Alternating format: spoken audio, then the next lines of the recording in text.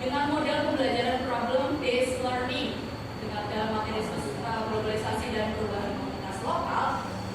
Kalian diharapkan dapat memahami globalisasi dan faktor pendorongnya, dan apa sih yang harus kalian mampukan ya, yang harus kalian bisa di pembelajaran hari ini.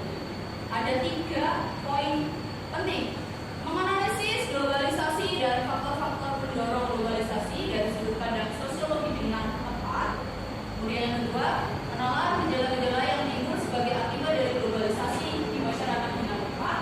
Dan yang terakhir, mengolah berbagai informasi dan menyajikan hasil diskusi tentang gejala globalisasi di masyarakat dengan tepat. Globalisasi. Adakah yang pernah dengar tentang globalisasi? Saya Bu Safina. Terima kasih untuk Safina yang sudah memberikan jawaban yang luar biasa ya, berani menjawab dengan luar biasa.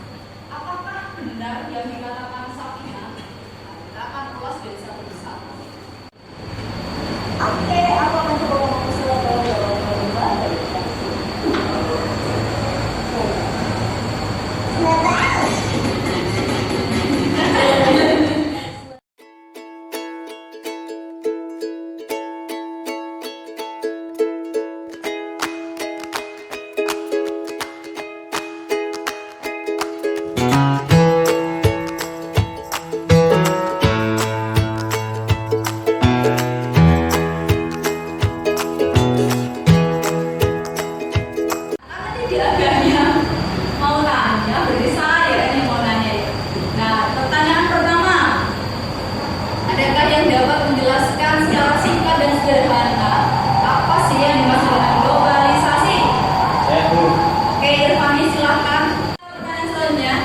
bagaimana itu pengetahuan dan teknologi dapat mendorong terjadinya globalisasi yang memudahkan sekat antar negara di dunia? Siapa yang berani jawab?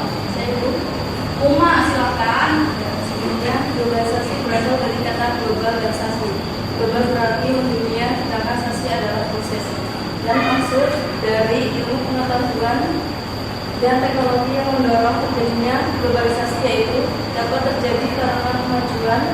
ilmu pengetahuan dan teknologi di berbagai bidang. Kemajuan tersebut mendorong sikap saling bergantungan antara negara.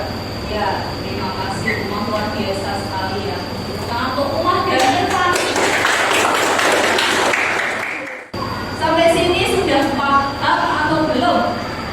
Sudah. Jadi kita sudah belajar tentang faktor, gejala organisasi.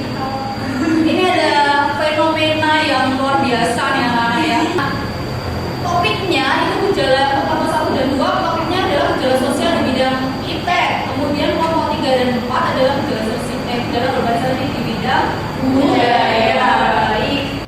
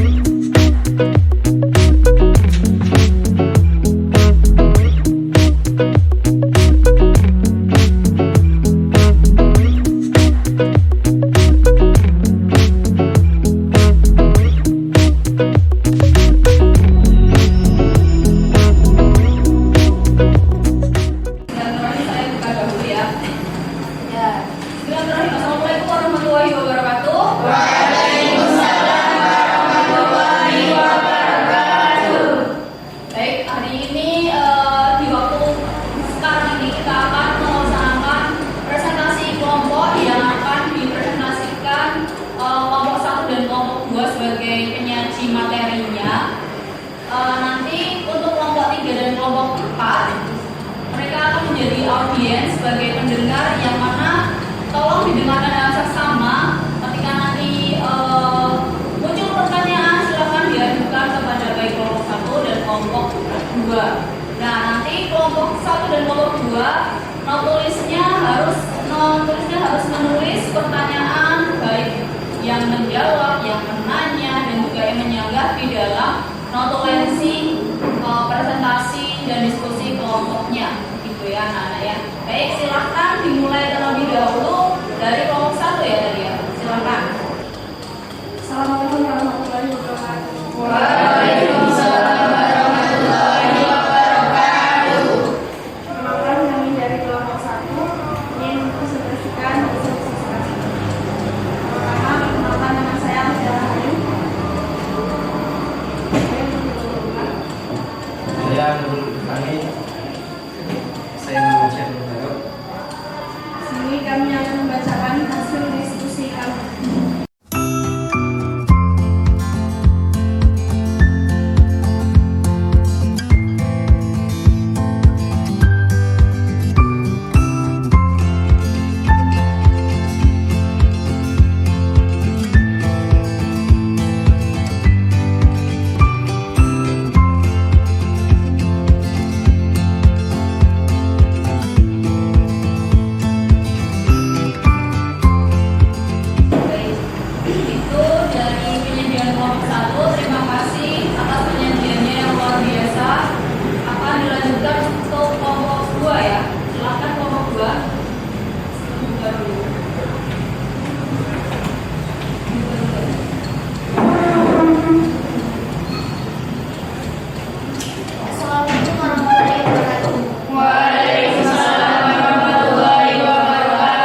Kami dari kelompok 2 ingin mempresentasikan hasil diskusi kami.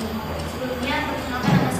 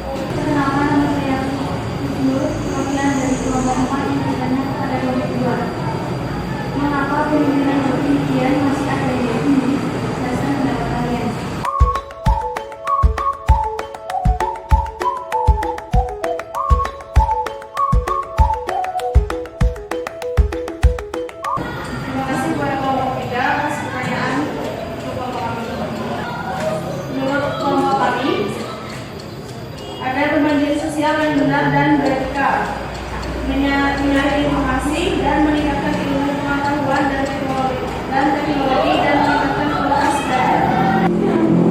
Saya ingin menjawab pertanyaan dari kelompok 4.